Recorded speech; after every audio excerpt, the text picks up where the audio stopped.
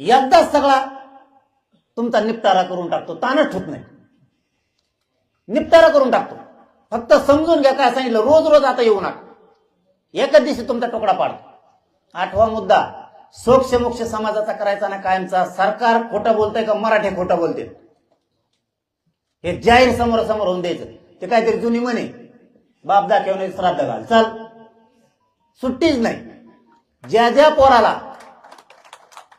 EWS मधून ACBC मधून त्यांच्या निवडी झालेल्या ईएसबीसी मधून त्या सगळ्या पोरांनी अंतरवालेली आहे 28 ऑगस्ट. मी दाखवतो हे पोरं तुम्ही घेतले नाही. एक कोण राहील सरकार लक्षात येत आहे. मराठा समाजाच्या मराठ्यांचं निर्णायक आंदोलन करायचं, मराठ्यांचं कायमचं कल्याण करायचं म्हणल्यावर असं करावं लागणार आहे. सरकार म्हणतंय नाही,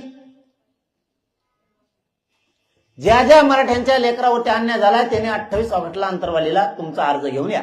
मी दाखवतो ही अन्याय तुमच्यामुळे झालाय. एसीबीसी, ईएसबीसी आणि ईडब्ल्यूएस